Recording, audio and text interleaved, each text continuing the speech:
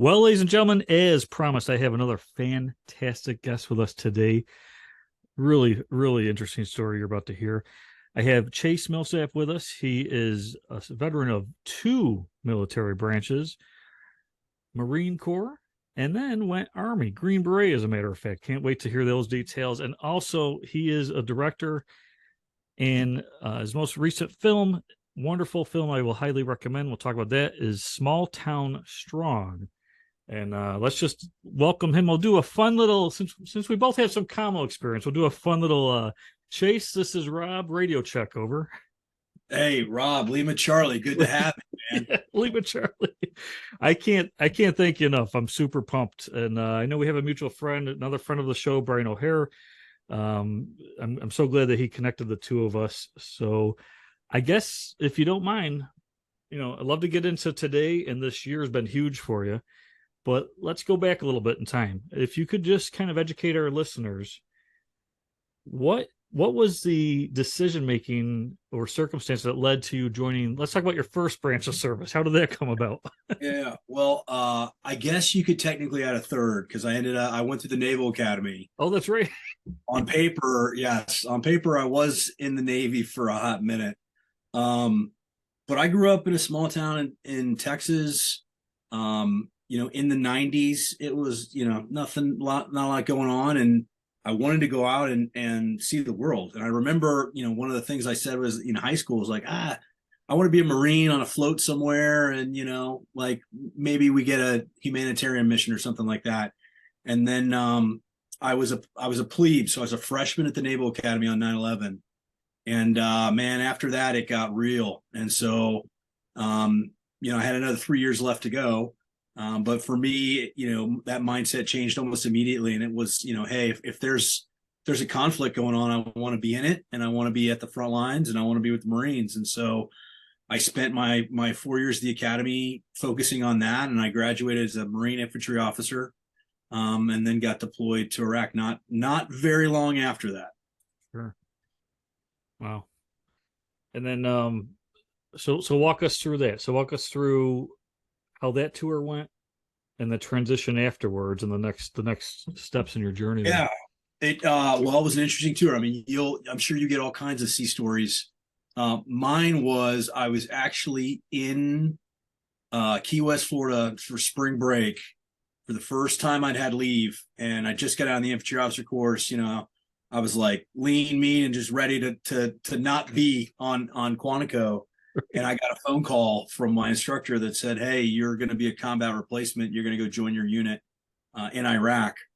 And so I basically had about 5 days to drive across the country, grab my gear, and then go. And I will tell you this: I love telling this story because I felt completely trained as a Marine, but as a second lieutenant, I was so lost in trying to how to get there. Sure. By the time I got to Kuwait, trying to find a flight into Iraq and figure all that out, I was so jet lagged. I don't know who this guy is, but if he's out there was a gunny that looked at me and said, "I know you're lost." And I was like, man, I've been trying to figure out where I'm at for days. And he helped me get on that bird, and I got in, I met my unit. And, next thing I know, I was out at a checkpoint with a platoon of Marines and, right into it. And that was 2006. That was my first book. Okay. Yeah. Yeah. God bless the gunny. Yeah.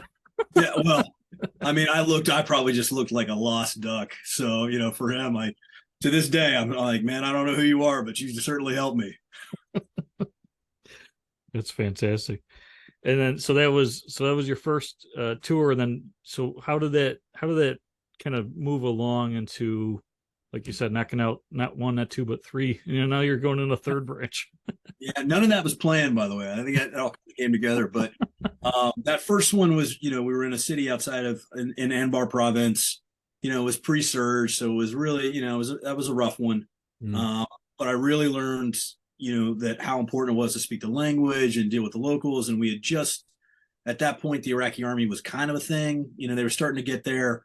But I was a Marine, and I really wanted to go back after that deployment and not be the new guy. I wanted to be a platoon commander that knew what they were doing and that could really have an impact in the area. And as soon as we got back, I got pulled for a MIT team. and which is the military training teams, Mm. to go back and train the Iraqi army. And having just worked with the Iraqi army, I mean, I remember looking at my boss and being like, "Are you really trying to kill me? Like, what? What did I mess? Did I make you mad? Like, what is the deal?" And he said, "No, man, you're the one that got the straw, so you're gonna go." And so, at the time, I was pretty mad. I'm not gonna lie to you, I was Sure. pretty mad, Sure. frustrated. But in hindsight, it's one of the best experiences I ever had because I got to go back to Iraq in a mid team, met some phenomenal friends that I've lifelong friends from the Marine side. Mm. And then I got there, and one of the old soldiers that I'd worked with on the deployment before, a guy had actually been in combat with me, Iraqi, looks at me and says, "What are you doing back?" And I said, "Yeah, well, man, they sent me." And he said, "All right, we'll be friends." So me and he was a captain. Me and the captain became pretty good friends, and that tour got to learn the language, and we really started to do a lot more joint operations. So I was working with the Iraqis every day, lived with them. We were up on the Syrian border, and because of that, there was a lot of traffic coming from Syria into Iraq, and we were kind of the first line of there.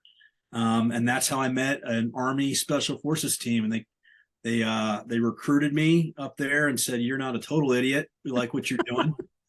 And I had a shout out to Sergeant Major Jeremy Lyle, who's a former fifth group sergeant major. Jeremy was a team sergeant then. And I came to him and I said, "I think I want to do this full time with you guys." And he helped me put a package in for selection. And my favorite part of that story is the PT test. So they had a compound, on the base, but we didn't have a 3 mile, there wasn't like a lot of that. So I just ran around the building about 15 times, and it counted, Yeah. so I got my package in, I got selected. Marine Corps wasn't super happy about that. So I had to do another deployment. I made a deal with my boss in the Marine Corps, and I said, "I will do whatever you want me to do as long as you let me go to selection." And so I deployed my third tour in Iraq as a headquarters company executive officer. And I did every safety brief and whatever job nobody wanted to do, I did it. And then he true his word. He let me go to selection, and the rest was history. I jumped over to the green side. Yeah. That's fantastic. See, the Marines have better uniforms. Very impressive in the Air Force. That's true. But out in the field, somehow the Army got your attention. The uniform was a little greener on that side, right? Yeah, I guess I think I'll tell you what it was. Obviously, the ODAs have they have a different operating structure. But I remember being in, that big brief that we'd had every week, the battle update brief, and Bubs, yeah. Bubs, the O6 is there, and you got everybody sitting at the table. And I just remember this long-haired, bearded guy sitting in the corner, didn't say anything, and I was like, "Well, I want to do that. So how do I do that?" And then I talked to him, and I just said, "Hey, who are you, and what, and how do I do this? Whatever you're doing."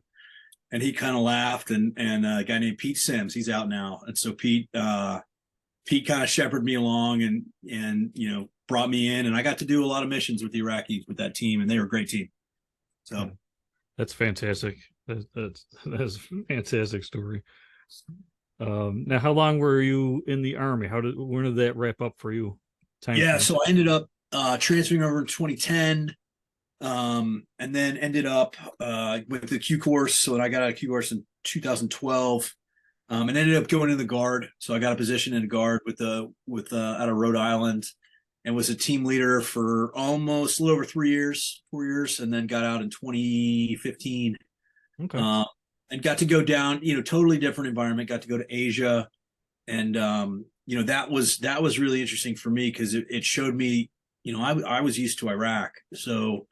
It gave me a bigger perspective of what other people can do on some of the deployments. I mean, we were out training counterterrorism forces. We were 10,000 miles from anybody that could really help us. And I remember, being we were at a little island there, and I remember looking around and being like, "Man, we're the only Americans here." And that was a lot of responsibility, a lot of fun. We had a great team. But those are the things. And when you get to the point where they're going to take the team away, and they're going to be like, "Hey, man, you want to go look at a computer for the rest of your life?" It's like, no, I don't want to do that. So that was my final decision. I said, all right, I got to go find another gig. Yeah, no combat cubicles for this guy. Yeah. Things. Yeah, for me, I was done, and and then there's the sad story or the sob story.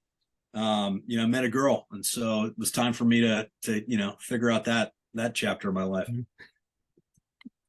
It's a whole different branch. That's a Oh yeah, oh yeah, man. That's you never trained for that.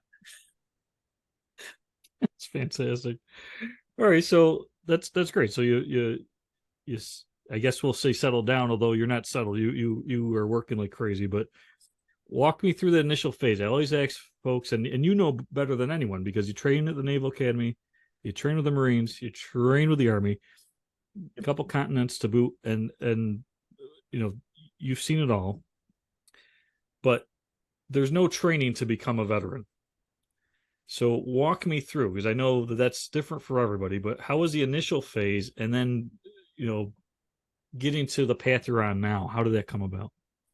Yeah, well, I can tell you. I mean, my military career didn't really have a plan, and I kind of bounced forth. So my veteran career was very similar, right? I got out and I really didn't know what I wanted to do, which that's some of my advice to your listeners that may be thinking about is spend the last few months that you have, maybe years, really thinking through it, seeing where you want to live, all that. Because I met my girlfriend at the time, my now wife, was working in Hollywood. She was working on a show called The Big Bang Theory, and so I got to, she had her career, and I got to go out and see things. I got to go out and see the set and all that, and That's I cool. realized, it was super cool. It was really cool because it was a totally different environment. Um, it was new to me, but there was a lot of similarities. I mean, I saw how the team worked, and for them, they have to turn a script into a TV show in a week, and so there's a lot of moving pieces, and so it was fun to watch that. But I still didn't really know if what I wanted to do. But I got a chance to just sort of sit around for about a year and watch her and how our peers were kind of working through that. And I decided at that point I was like, you know what, I got the GI Bill. I'm going to go back to school. I'm going to try to learn a little bit. So I went to University of Southern California, and while I was there, um, went for school for policy. So I thought politics was going to be my thing, and once I got into studying politics, I realized like how not fun that is. So I said, well, what am I passionate about? And at that point, the same captain that I knew from Iraq, the guy that I had worked with that had helped me, introduce me to the special forces, he was in a really bad situation. He was a refugee out of Iraq. ISIS had come back. I mean, he was in a really bad spot, and he had ended up in Turkey. And so I got my younger brother, who's a National Geographic videographer. Helps to have one of those. Yeah, Um, sure. and we went over and made a movie about it. So that was my first, kind of toe dipping into storytelling, and it came from kind of knowing that my wife had done it, and I kind of looked around and said, this isn't rocket science. And I knew that there was something I was passionate about, which was helping my friend. I said, I think there's a powerful story here.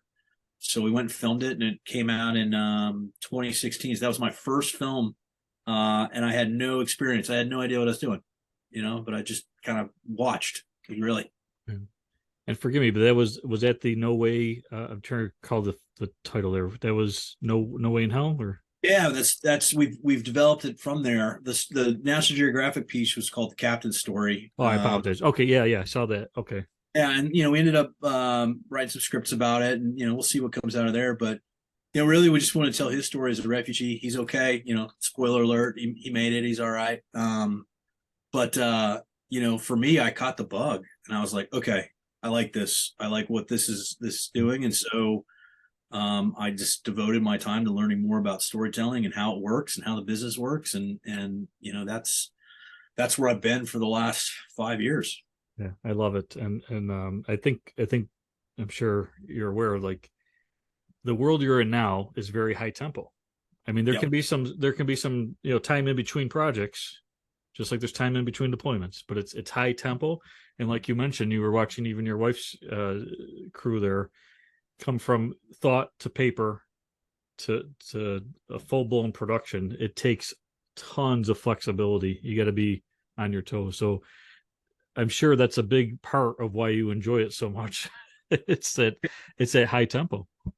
Yeah, you're absolutely right. It's the high tempo, which I think a lot of us vets, that especially those that have deployed. I mean, we kind of seek that, whether it's whatever business you're in, and then in that teamwork, right? That one of the things that I think it's for us. We learn leadership. We see it. We see bad leaders. We see good leaders. It's kind of there. That's not the same when you get out, right? Leadership is sort of this undefined thing. And I thought, maybe there's a way I can really add some value here on set. And that's what I love about it is, you got different crews, not too dissimilar from a battalion or a company. You've got different sections and groups there. Same thing.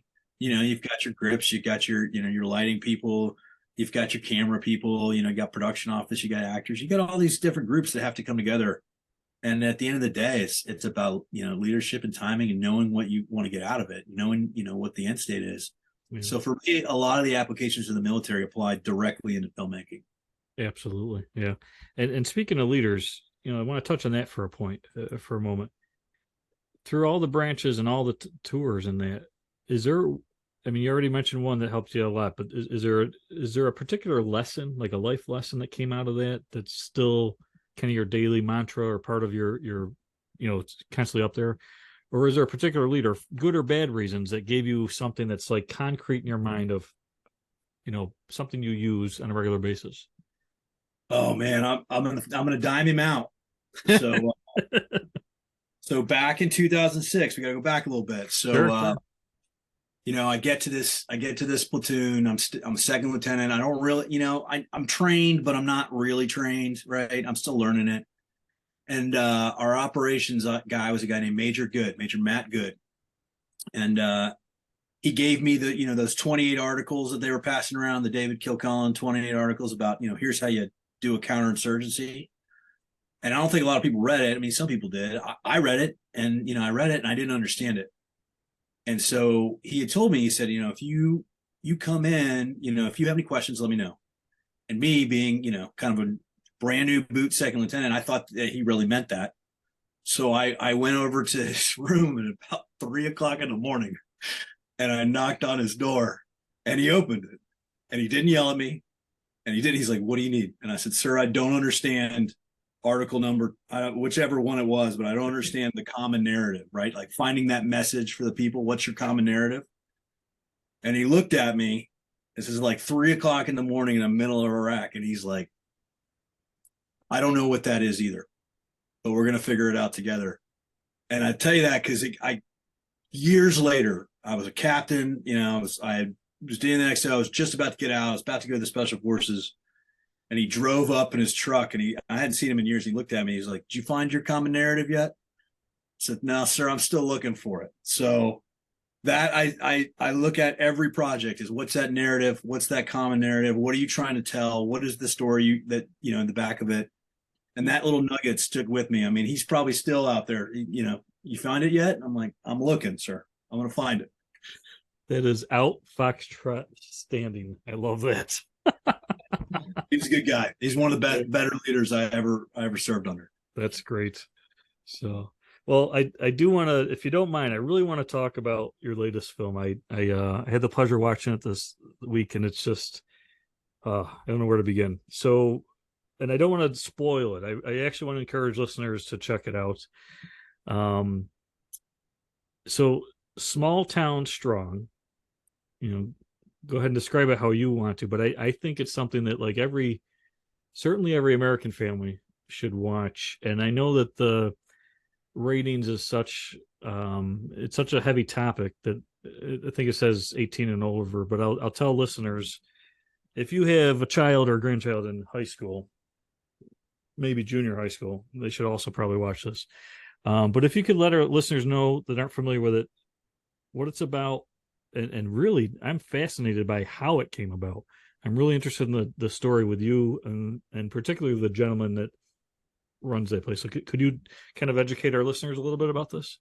Yeah, absolutely. So my latest project is a documentary film called Small Town Strong, and it's about an Army veteran who comes back to Portsmouth, Ohio, which is the same town my wife is from. That's how the connection. I'll get into that. Okay. So They comes back and not too dissimilar from other vets and other places, came back and found his hometown was way worse than when he left, and it would have been just overwhelmed by addiction, from opioids to heroin to meth and to now fentanyl. And so he did what any sane vet would do, and he started a gym and started putting people through his classes. And we were able to him. We were able to follow individuals go through his gym for about 4 years. And what was fascinating was not only how their journeys of how they got addicted, but also, how fitness specifically, and in this case, CrossFit, but fitness in general, how that can have such a big impact in the recovery process. And then the last piece of this, which was so crucial, was once they're sober and clean, it's staying clean, and that's about community. And so, following this one gym for 4 years, we really get to see an entire town come back, do an entire comeback from being devastated by this crisis to finding a way out of it.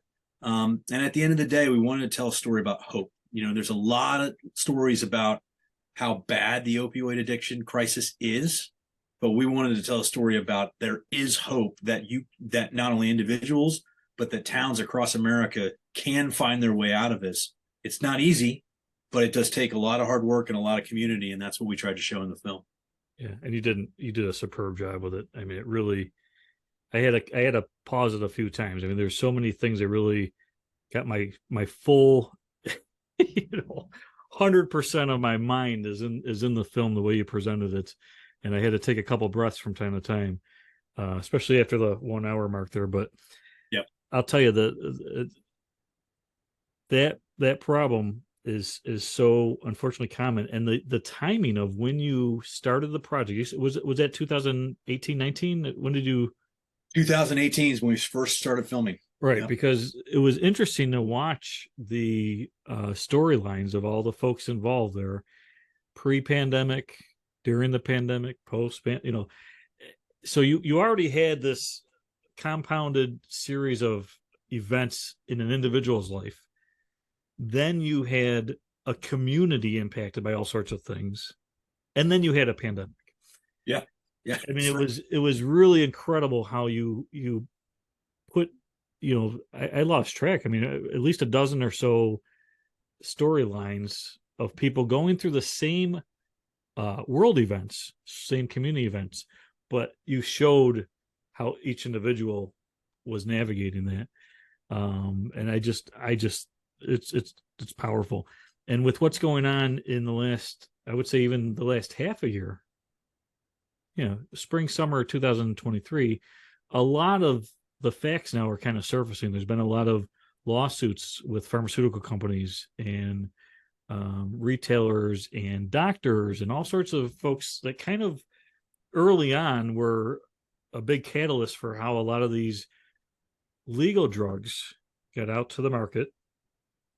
And then when that stopped, or it was restricted in some way, it's kind of become a known story of how many communities and patients, some kid goes in with a broken leg or something, playing football, JV football. He's on medicine the doctor gave him. Then he can't get the medicine anymore. And there's a whole story there that I think a lot of people are starting to come to realize how it's created addiction.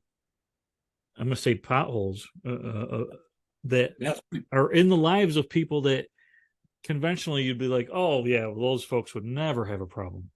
And it's just not true. Addiction hits everybody for any circumstance that lays up properly. So like an enemy, right? The enemy can take advantage of a vulnerable spot and just go for it.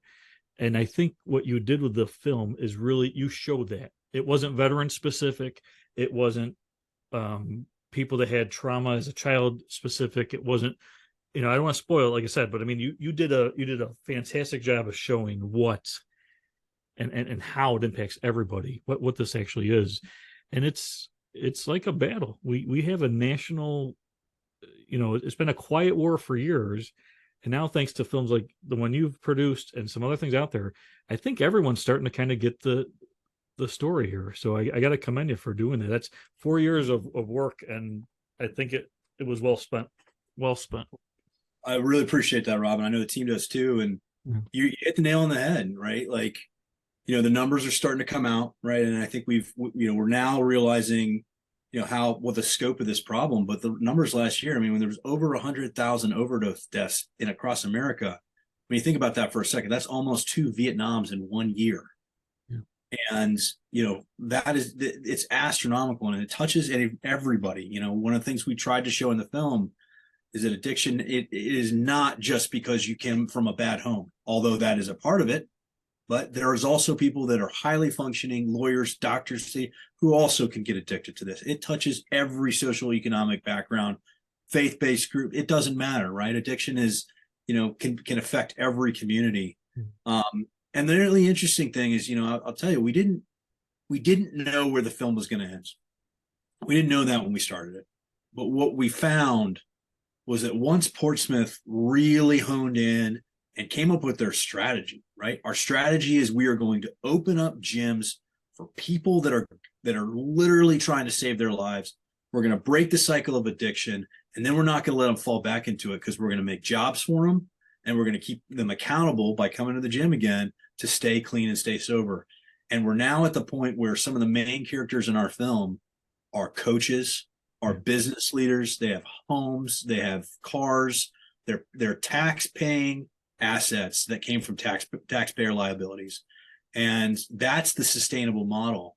And what's really cool, since the film's come out in October, is my buddy Dale King, who's the main, he's an Army, yeah.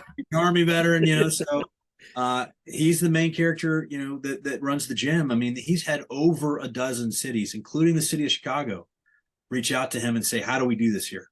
How can we replicate this model? And that gives me hope that, that others can look at this and think that there might be a way out of this crisis. Yeah, there can be, but it's hard. It's hard to manage. It's hard to duplicate what he is, and he and his team have accomplished, because it really takes something that you can't buy, that you can't give, and you can't just make a blueprint for. You have to have heart. You have to have what is so obvious in the people that you film there. They are all in. They're looking at it like you and I looked at our battle buddies in a war. We didn't create the crisis, but we're in the crisis, and they force multiplied, and they figured it out. So to find people like that in each community, yeah, you'll find them, but how do you connect them? that's the trick. That's the trick. Thing. And I don't think it's a surprise that Dale's a veteran. No, and he's the glue that points it together, right? So, and I think that's the lesson. And I'm not saying every veteran across the country needs to open up a gym, but I think one of the things that we do bring experience back, especially for us that have deployed, is you know how to organize people, how to lead people at whatever level. You can band teams together, and I think that's really the missing point here, is that they'd been so without a community basis. They'd all been individuals for so long that to see a community came back to it came down to a vet saying, I'm going to do workouts and everybody come. And I think we veterans really, that idea of service, in what capacity you can in your own neighborhoods and your own communities, that really goes a lot. So whether it's you're volunteering for service, or you're coming back and transitioning to a service-based group, or helping veterans, other communities, I think we really add a lot of value there. And that's my hope for this project is, I hope veterans specifically watch it and think, hey, like I can do something in my hometown too. And take it and run with that. And you called it. You got to have heart. You got to have heart about something. Yeah. So find that purpose, find that common narrative, and go. Yeah, absolutely. So I loved every second of it. Now, if you don't mind, just share with our listeners how I personally watch it online. I bought a copy, and I encourage listeners to do the same. But could you let them know, is it just Amazon and Apple? Would that be the best way for folks to do this, or? Probably the easiest. Yeah, it's on Amazon or Apple now. If you're overseas, there's Vimeo and YouTube. You can get it on there as well. It's available on a lot of platforms, because CrossFit's a big community. We want to make sure it kind of went everywhere around the world. So at this point, you should be able to find it everywhere. But check out Amazon or Apple first, depending on whatever your flavor is, and You know, and check out Small Town Strong. yep, and I highly recommend it. I'll make a link to the trailer and put that on our site as this broadcast. So if you're already listening, it'll be online after this broadcast within an hour, and we'll have that as well as all the information for Chase and future projects. I mean, if this is your if this is where you are now, I can only imagine the conversation we'll have in a decade. I look forward to that, man. I mean, I do. next, but hopefully it's something fun. So Sure, that's but I mean, your ability to put something so heavy in a way that really, I think, at least in my opinion of sitting through it, I found myself feeling a few ranges of emotion, but by the end of it, I'm encouraged. I'm encouraged about the potential of getting that under control. yeah, And the resiliency of people that you showcase that, frankly, if you had to, you know, guess how it would end, there's a few surprises there. So never count people out, I guess, is what the takeaway is. yeah, And it was really encouraging. So I'm excited for what you've done with the folks there. I'm excited for how it's inspiring other towns. The fact that people are calling already, that's a good sign.